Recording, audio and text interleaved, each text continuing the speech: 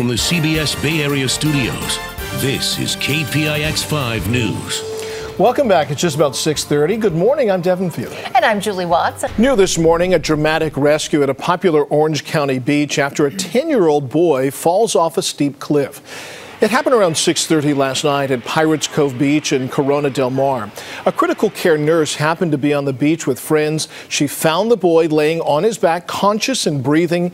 He was able to say his name and age, but he says his ribs hurt as well as one side of his stomach. Now, another witness says the boy was lucky. That just, again, knowing that children have a little bit of resiliency, a little bit of give and take in their bones, and the fact that he landed on a softer surface such as the sand, hopefully, very much, I pray that he's doing very well. Paramedics took the boy to a nearby hospital. So far, there is no word on his condition. An Alameda County firefighter who was mauled in the face by a dog has been released from Stanford Medical Center. The department says Battalion Chief John Whiting is in good spirits after a reconstructive surgery. He was questioning a teenage girl after putting out a fire at her house last Saturday near San Leandro. There were several dogs in the home during that fire, and after one lunged at Whiting, attacking his face. Doctors say he still needs more treatment and has a long road to recovery. A woman has been found guilty in a disturbing case of animal abuse in San Francisco. A jury yesterday determined that Joaquin Best threw a dog to his death from a parking garage earlier this year. Prosecutors say Best broke into a Mercedes at a garage near Union Square, then grabbed a Chihuahua from that car and dropped him from the 7th floor. Prosecutors say Best showed no remorse. Wildfires taking a toll on two top vacation spots. The Ferguson fire west of Yosemite is only 7% contained. More than 24,000 acres have burned. Now the flames are threatening more land in Mariposa County.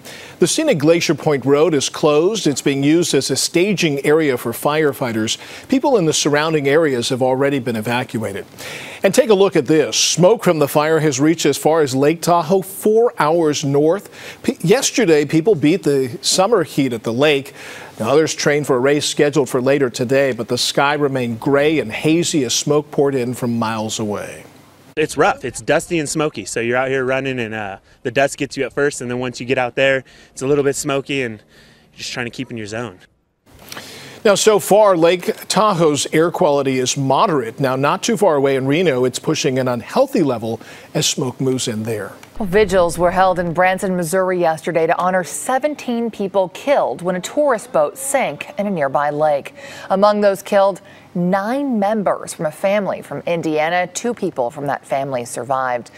Their duck boat capsized Thursday on Table Rock Lake during a sudden thunderstorm and powerful winds. State and federal investigators are looking into what happened. Now, the company that owns the duck boat said it should not have been in the water in that weather. 7 people are being treated for injuries. One survivor, Tia Coleman, says the captain told passengers not to worry about putting on their life jackets. I couldn't see anybody. I couldn't hear anything. I could hear screams. It felt like I was out there on my own. And I was yelling and I was screaming. And finally I said, Lord, just let me die. Let me die. A bunch of visitors just jumped to it, came down there. There were a couple of really brave guys. The company has temporarily stopped all operations. The boat remains submerged today, 80 feet below the water's surface. Crews plan to bring it up on Monday. Now, duck boats, which can operate on both land and water, were originally designed for the military in World War II and were later modified for use as sightseeing vehicles. Well, Palo Alto put the brakes on a plan to convert an iconic building into a high-end hotel. The President Hotel building on University Avenue is currently home to about 75 tenants. The property was recently purchased by a company that wants to turn it back into a hotel, but the city now says the conversion would violate the local zoning code. Residents who were recently served with eviction notices are hoping they'll get a reprieve.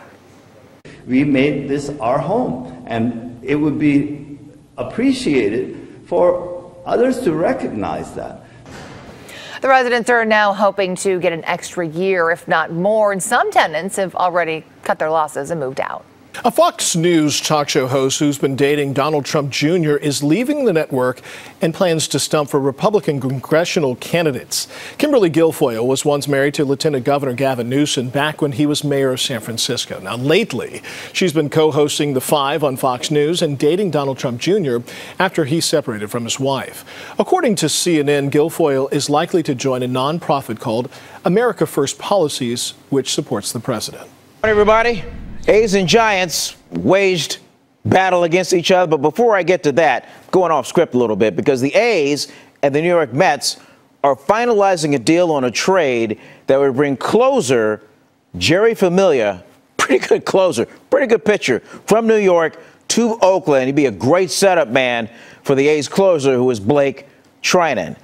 Now back, as I introduce the second half of the season, out of Oakland. Okay, here we go. Bruce Bochy. He was smiling out of the Giants dugout. Why? Because the Giants called up Ryder Jones, and this is what Ryder Jones did. Went yard here in the fifth. Broke a 1-all tie with this mash. First blast of the season. Can you imagine you get called up? Yeah, he showed up. You throw the uniform on and go yard. To the top of the seventh, Pablo Sandoval. Oh, no doubt about it number. His ninth home run for the season made it 3-1. 45,606 saw the G-men do it to Oakland. Final of 5-1, Game 2 Saturday, later on today at 6 p.m. We got Rugby World Cup sevens. This was the nightcap at AT&T Park last night. Team USA in white against Wales. Went into the quarterfinals. It was all red, white, blue, and Speedy Perry Baker. One of his two tries as the U.S. beat Wales 35-0. England is next later on today at AT&T Park. While the ladies, yeah, they were feeling it. U.S. women faced Russia in red, and they had no answers for Nia Tapper. Look at this, just to open the game, 27 seconds in, and she gets a try. That would be a touchdown in layman terms, but they call it a try in rugby. Here's another try as the U.S. won, final of 33-17. Later on today, they face mighty New Zealand in the semifinals. That is a sports update this morning. I'm Uncle Vern. You have a great day, and I'll see you later on.